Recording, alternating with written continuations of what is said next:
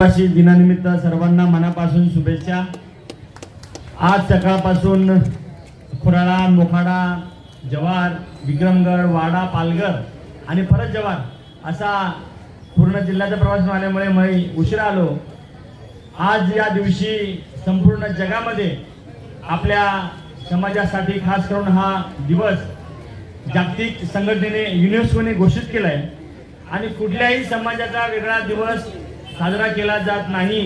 तो फक्त आणि फक्त आपल्या आदिवासी समाजाचा दिवस घोषित केलेला आहे। हे आपल्यासाठी उष्णव आहे। समाजाच्या चाली, रीती, रूढी, परंपरा या जपल्या पाहिजे, जोपासल्या पाहिजे आणि त्या नवीन पिढीने अनुकरण केले पाहिजे। हा त्या मागचा मूळ उद्देश।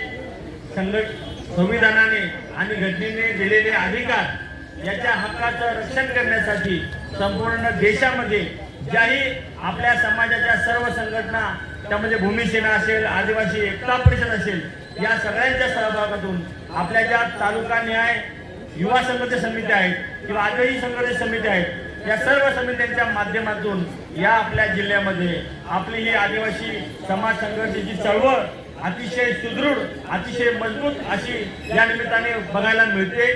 या ठिकाणी भोये सरांनी, निकम साहेबांनी, सूर्यकांत उल्लेख केला, महाराजांनी उल्लेख केला की या आपल्या संघटनेचं बळ, ही शक्ती ही कायम वाढत राहिली पाहिजे।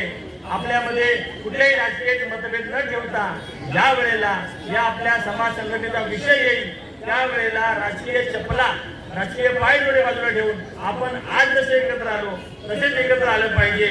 या पालघर जिल्ह्यामध्ये 17 संवर्गाच्या पैसा भरतीबाबत जे काही न्यायालयीन लढाई आपली चाललेली आहे त्यामध्ये आपण न्यायालयात लढतोयच, पण त्याचबरोबर आपण जे आपल्या विरोधातले अपीलकार आहेत त्यांच्याशी सुद्धा मुख्यमंत्री साहेबांच्या माध्यमातून, पालकमंत्री साहेबांच्या माध्यमातून, खासदार साहेबांच्या माध्यमातून आपण त्यांच्याशी 2 बैठका घेऊन त्यातून कसा मार्ग काढता येईल, त्याचबरोबर आपलं जे पेशाचं आरक्षण आहे ते कसं आपल्याला टिकवता येईल, या सर्व बाबींवर आपण न्यायालयीन लढाई आपल्या राज्याचे महाधिवक्ता, त्याला म्हणतात ॲडव्होकेट जनरल, त्यांच्या माध्यमातून आपण हिरवाळ साहेब, विजयकुमार गावित साहेब यांच्या माध्यमातून लढतो आहोत।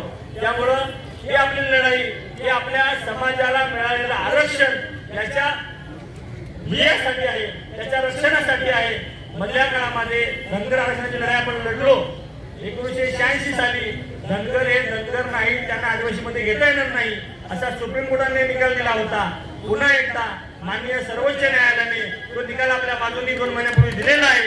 ही सुद्धा लढाई आपण जिंकलेलो आहोत आणि त्यामुळं या राज्यामध्ये जवळपास 25,000 पेक्षा जास्त अधिसंख्य पदांवर जे बोगस आदिवासी भरले गेले होते ते आता बाजूला करून तिथे आपल्या लोकांना कशा नोकऱ्या मिळतील हा प्रयत्न आपला शासनाच्या माध्यमातून, राज्य सरकारच्या आणि केंद्र सरकारच्या माध्यमातून आपण करत आहोत।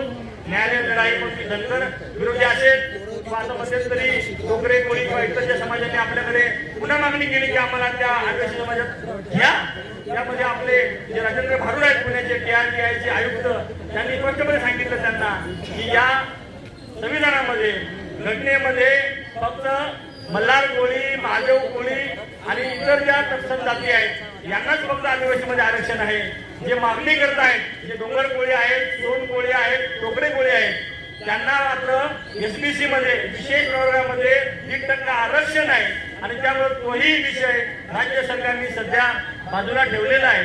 या भागाचा आमदार म्हणून या सर्व मुद्द्यांची माहिती आपणाला या दिवसाच्या निमित्ताने जरा माझं कर्तव्य आहे।